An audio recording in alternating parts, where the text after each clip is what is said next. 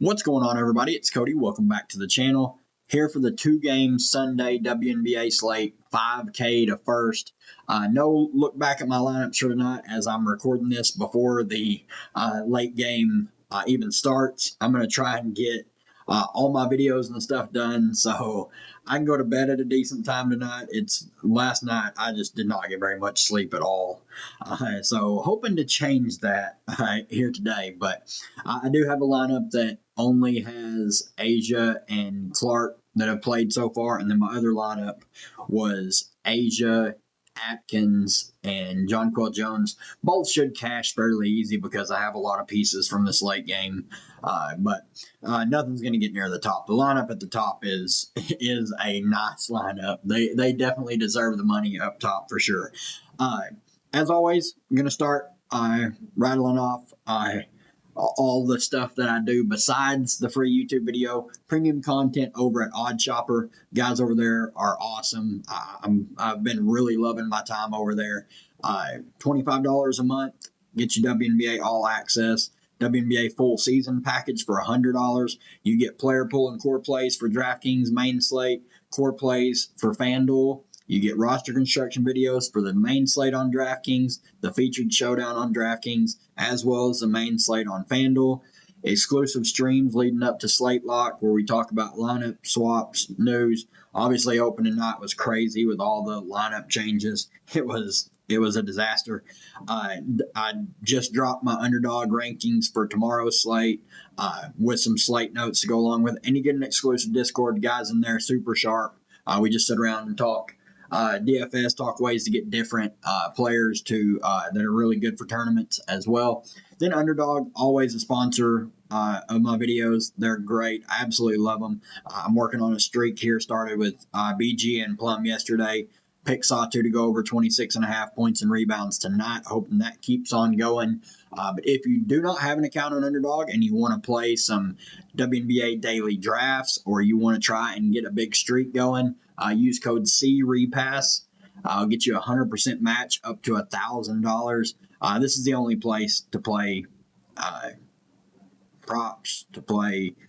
They're the only place offering drafts. They have ladders, these streaks, just the best place to play. Let's look at these odds for these games, and then we'll go through the two games real quick. Obviously, the Sun game isn't on here because it's at the Mohegan Sun, and they won't let any other sportsbook carry it. But Washington is a 3.5 point favorite on the road, over under 155.5 there. Minnesota at LA. Minnesota's 5.5 point favorites, over under 161.5.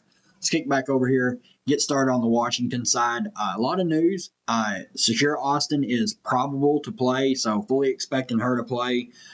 We'll see how many minutes. I'm guessing she's going to play somewhere around 20. I don't think they push her right out of the gate. Obviously did not play in the preseason, so I think 20 minutes is pretty gracious. Could be a little bit less than that, but last year when she come back from injury, she played right at 20 minutes, so would expect something similar. Brittany Sykes played massive minutes in the opening game. They don't even have it. They have it right down here. 37 minutes. They did get that impressive win against Atlanta. But Sykes at 9K, great play here. Connecticut, they have all these from last year. Connecticut is the worst team in the WNBA. They are in full tank mode. These are not Connecticut will not have the best defense in the WNBA this season. I can promise you that. They are going to have the worst. And then Sonia Citron, 8,500. If she's going to play mid-20s minutes, I think the price tag is a bit too steep for her. If it starts to dip a little bit, maybe gets $1,000 cheaper, I'll have some interest. Shakira Austin, 7,900. Going to be tough to get there at that price point just without knowing what kind of minutes she's going to play. Kiki Iriafen, price pretty much the same. I mean, 6,700. I have some interest. She played 28 minutes before she fouled out. She probably would have played a few minutes more. Dolson, I do think she's going to see a bit of a tick back in minutes. I think they're going to prioritize playing Iriafen and Austin together. So Dolson maybe sees around 20 minutes. I would much rather play Kiki over Dolson for the $100 difference. Ingsler probably almost finds her way completely out of the rotation, maybe sees 10 to 12 minutes. Sug Sutton did get the start at the point guard position, 5K. She had a pretty solid game, but you can't really ever expect her to score 13 points, like 1 rebound, 2 assists, and 3 steals. That's a normal Sug Sutton stat line. I mean, she averaged 2 points a game last season, so complete outlier scoring performance from her. So I'm not chasing that. Jade Melbourne definitely has a lot more upside on the offensive side of the ball. And of course, they don't have her stats. She had a good game coming off the bench. Sikakone is going to fall completely out of the rotation. I would imagine her 11 minutes that she got in the opener are just going to go directly to Shakira Austin. Then I think she pulls some from Dolson. On the Connecticut side, they're embracing the tank right away. Both their prize rookie picks are out. Sanaa Rivers she's out for personal reasons. Morrow is out still with the knee injury.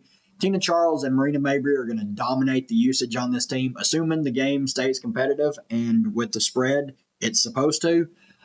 Both of them look really good. I understand they're really priced up, but they're just going to dominate the usage, probably 30 plus percent usage share for each of them. Lindsay Allen not going to be asked to do a lot on the offensive end, but she can get you some peripheral stats. 6,200 is fine, I guess.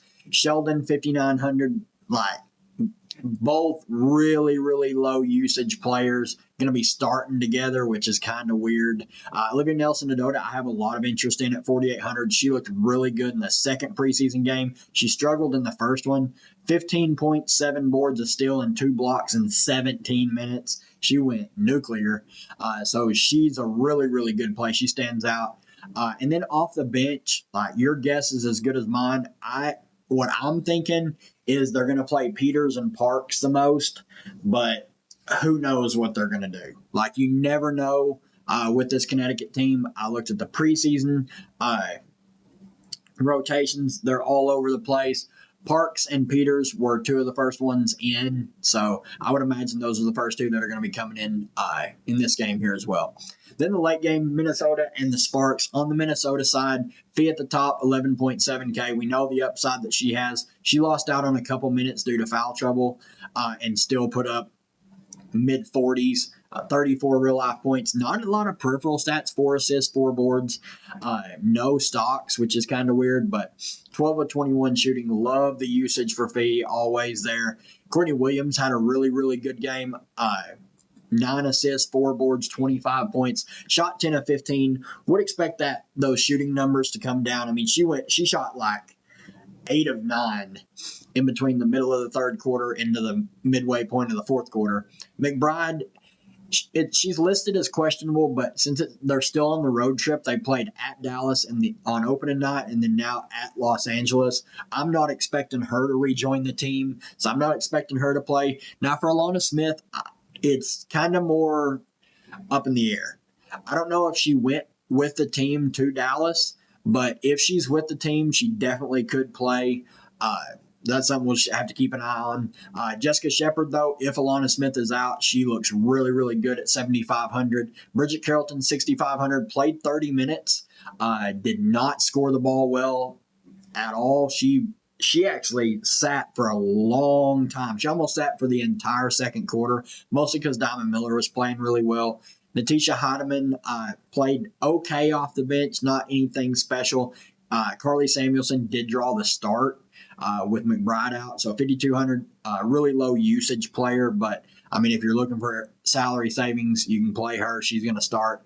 And then Peely come off the bench and played a little bit, but she was like one of the last ones to come off the bench. And she did not get very many minutes. So the Sparks, this is a team that we are going to want to target. I would be shocked if Ray Burrell is able to play. She come in and didn't even play a full minute, and like right lower extremity. They haven't given any details or any mention of the severity, but she was carried off the court. I don't see a scenario where she's playing tomorrow. So that means starters, Hamby, Plum, Jackson, Stevens, Sims are going to play huge minutes. Kelsey Plum played the entire game, all 40 minutes. Derica Hamby played 35 minutes, I believe. Doesn't say. I'm pretty sure she played 35 minutes. Rakia Jackson played 33 minutes. Azura Stevens played 31 minutes, and Odyssey Sims played 30 minutes. The only players that played off the bench were Barker and Russell. Everyone else did not touch the floor. With that being said, if Burrell is out, this is a 7-lady rotation. Barker's probably going to see 10-ish minutes, maybe 13 to 15 at the most if she's hitting a couple shots. Mercedes Russell is going to play 10 minutes. That's it. That means Kelsey Plum's locked into 36 minutes at least, maybe even more if the game is competitive. Derek Hamby locked into high 30s minutes. Rakia Jackson, mid 30s. Azura Stevens, low 30s. Odyssey Sims, low to mid 30s. So a lot to like here. I know that the Odyssey Sims price is kind of up there, but she plays pretty close to a fantasy point per minute average. And I mean, she can get there. In this game, she played 31 minutes, 7 points, 1 board, 6 assists, 1 block, and 2 steals. She can get you there. Then we know Plum just went absolutely berserk. 37 points, 6 assists, 5 steals, and 2 boards. Like I said, played the whole game. Rakia Jackson quietly had a really good game. 13 points, 5 boards, 3 assists, 1 block shot, and 1 steal in 35 minutes. Just a lot to like just on minutes alone. This team's going to be able to get there. Obviously not the best matchup going up against Minnesota. Pretty good defensive team. And then Big Z, man, she crushed the first half. Had like 22 fantasy points at halftime and ended with like 28.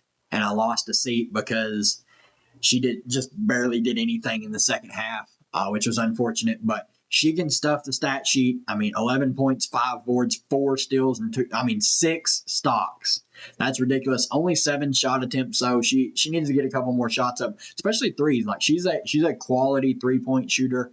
So a lot to like here. I like all the starters. I don't know if I'm really going to get to Barker or Russell just because they're kind of priced up and like they're not high usage players. They're not very good fantasy point per minute wise. Pretty much just going to try and stick with all the starters on the Spark side. But if you guys enjoyed the video, please leave a like. I really appreciate it. The support on the channel has been insane to start the season. Just really, really thankful for you guys. Really happy to have the W back. And we'll see you guys for the next one.